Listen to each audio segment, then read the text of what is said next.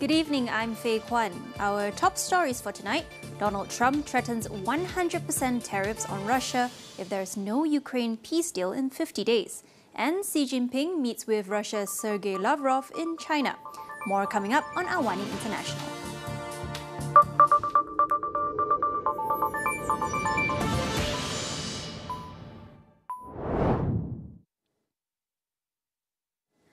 In our first story for today, US President Donald Trump has threatened to impose 100% secondary tariffs on Russia unless a peace deal with Ukraine is reached within 50 days. The announcement came during a meeting with NATO Secretary General Mark Rutte at the White House. It's a horrible war, and it should be stopped. And so if it's not done, if we don't have an agreement in 50 days, that's what we're doing, secondary tariffs. And they're biting. And I hope we don't get to the point where we do, but I've been hearing so much talk. It's all talk. It's all talk, and then missiles go into Kiev and kill 60 people. It's got to stop. Speaking to reporters, Trump reiterated his disappointment in Russian President Vladimir Putin. He added that NATO would coordinate the latest distribution of weapons to Ukraine, including Patriot missile systems expected to be delivered within days. Separately, Trump's special envoy to Ukraine, Keith Kellogg, met with Ukrainian President Volodymyr Zelensky on Monday. The two discussed strengthening air defenses, joint arms production and sanctions, with Zelensky describing the talks as productive. We had very good conversation with General just now, and thank you. Chinese President Xi Jinping has met with Russia's Foreign Minister Sergei Lavrov, calling for stronger support between both nations, greater unity among global South countries, and a push for fairer international order. Lavrov was in China for the Shanghai Cooperation Organization Foreign Ministers meeting.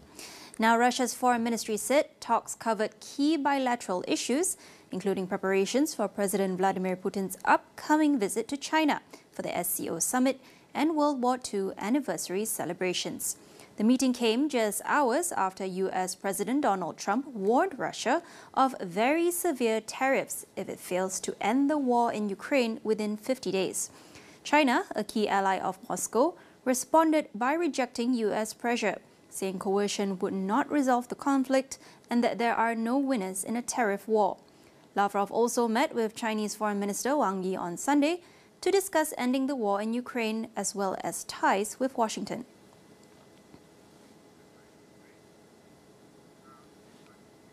We'll be back with more after the break. Stay tuned.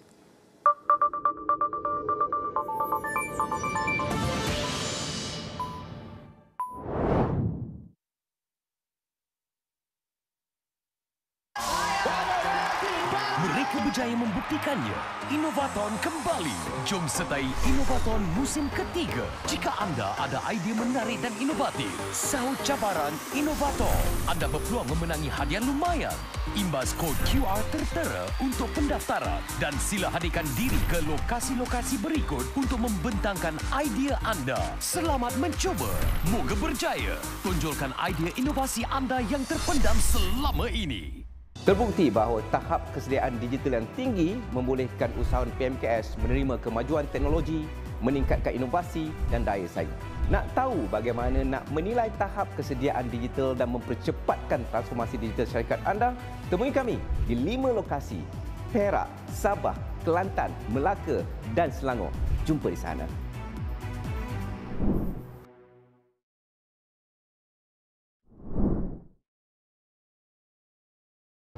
Di dalam setiap berita yang dibawa, konteks amat penting. Kami sentiasa membawakan yang tergempar dan terkini.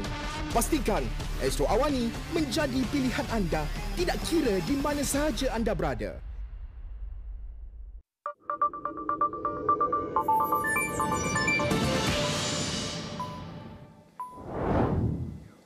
Welcome back. US tech giant Nvidia says it will soon resume sales of its high-end AI chips to China. CEO Jensen Huang says the US government has assured the company that it will issue licenses needed to restart exports to the world's second-largest economy. This reversed an April ban by the Trump administration on Nvidia's H2O chips, aimed at keeping advanced tech from China due to national security concerns. The H2O was tailored for China after the Biden administration imposed export curbs back in 2023. Nvidia also unveiled a new chip for China, the RTX Pro GPU, which it said complied with US export controls. Huang also gave his assurance that any Nvidia chips would not be used by the Chinese military, as doing so would risk the US cutting off access at any time. The announcement came as US-China trade tensions eased. Beijing had recently loosened rare earth export controls, while Washington lifted curbs on chip design software firms operating in China. EU countries are close to reaching an agreement on a new package of sanctions against Russia. EU Foreign Policy Chief Kaja Kallas says they are finalizing details on the Russian oil price cap and hope to reach a deal soon. We are working on this oil price cap. It's alive, so hopefully we'll get an agreement. Now, like I said to you before, even if the Americans are not aboard, but the other G7 countries are on board, then we will move on with this. The EU and G7 nations currently set a price cap of $60 a barrel on Russian oil, meant to limit Russia's war funding. But the EU and UK have pushed the G7 to lower the current cap, which has become ineffective due to falling oil prices. The European Commission on Friday proposed a floating cap, 15% below the average crude price over the past 3 months, potentially cutting it to around $45 or less. This will be part of the EU's 18th sanctions package, targeting Russia's energy revenues, banks and military industry. Meanwhile, Tesla has opened its first showroom in India, marking a long-awaited debut in the world's third-largest automotive market. The electric vehicle maker will begin importing and selling its Model Y cars at a base price of around $70,000, the highest among major markets. Located in an upscale business district in Mumbai, the showroom will serve as Tesla's flagship retail and experience outlet. Deliveries of the Model Y are expected to begin in the third quarter of the year. Tesla's entry into India comes after years of delays and policy friction, marking a pivotal expansion into a fast-growing consumer base. It will compete primarily with German luxury brands BMW and Mercedes-Benz, rather than domestic mass-market EV players like Tata Motors and Mahindra. This comes as global sales are plunging and the company faces challenges in its two core markets, China and the US. China and Australia have agreed to maintain open dialogue and explore areas of cooperation despite strategic competition in the Indo-Pacific region. Australian Prime Minister Anthony Albanese also stresses that his country's trade relationship with China is separate from Canberra's handling of US tariffs. Currently on his second visit to China as Prime Minister, Albanese said a decade-old free trade agreement with China would be reviewed. He added that he and Chinese President Xi Jinping had agreed to explore potential cooperation on decarbonization. China is one of Australia's most significant economic partners, accounting for nearly one-third of its total trade. Albanese is joined by a delegation of key business leaders who are set to attend a CEO roundtable in Beijing. His trip will last until Friday and will also take him to the southwestern city of Chengdu.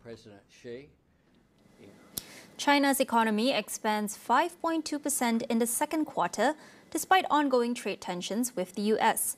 The rate slightly exceeds the 5.1% average estimate from Reuters analysts, keeping Beijing on course to hit its 5% growth target for the year.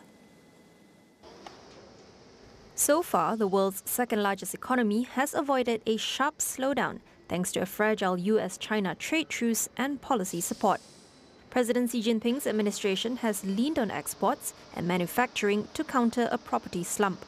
Recent government data showed exports grew 5.8% year-on-year in June, up from 4.8% in May, while imports rebounded 1.1% after a 3.4% drop in May. But housing prices dropped 3.2% year-on-year in June, a slight improvement from May's 3.5% fall, though monthly declines continued, keeping the sector under pressure. Markets expect a weaker second half due to slowing exports, falling prices, and weak consumer confidence. Chinese officials are now pushing for a final trade deal with the US to avoid more US tariffs. In other news, the Trump administration is imposing a 17% tariff on most fresh Mexican tomatoes. This marks the end of a nearly 3-decade-old agreement that had spared the produce from anti-dumping duties. U.S. Commerce Secretary Howard Lutnick argued the decision was made as American farmers have suffered from unfair trade practices that undercut produce prices, including tomatoes. The Commerce Department had announced its intention to exit the agreement back in April, arguing it had failed to protect U.S. tomato growers from unfairly priced Mexican imports. Mexico currently supplies nearly 70% of tomatoes in the U.S., compared to about 20% in 1994. The tomato suspension agreement, first signed in 1996, was meant to halt duties after a U.S. trade court found Mexican exporters were selling tomatoes at artificially low prices. Under the deal, tariffs were suspended as long as Mexican producers did not sell below agreed-upon reference prices. Mexico's economy and agriculture ministries have condemned the move as unjust and detrimental to both Mexican producers and the U.S. industry.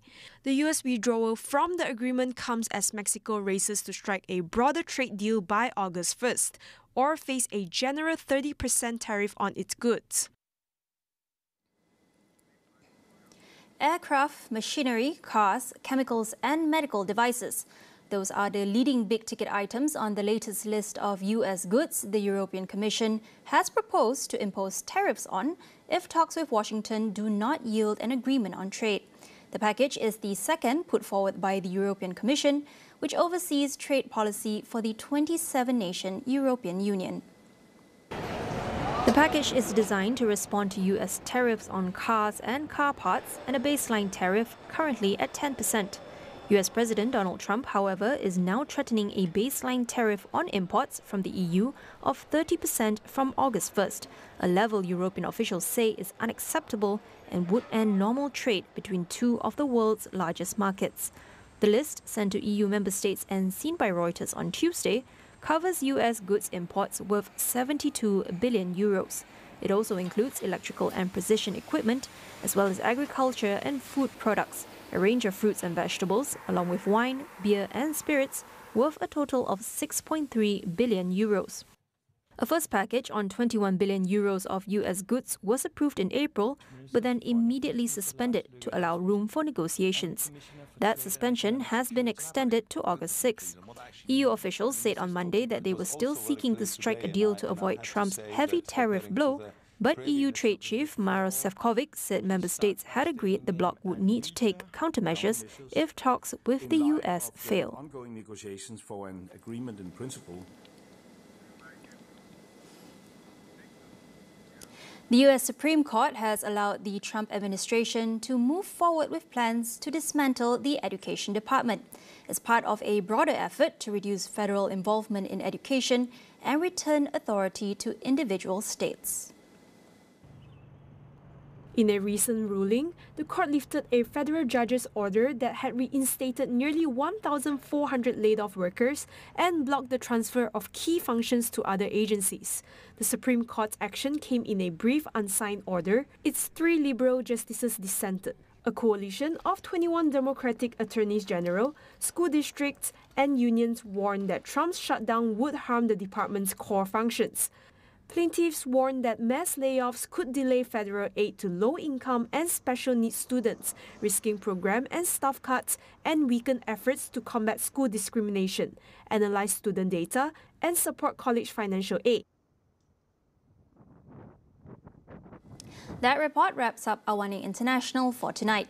Stay tuned for our reports on the rivalries, strategies and the shifts behind the power affairs driving the new global order.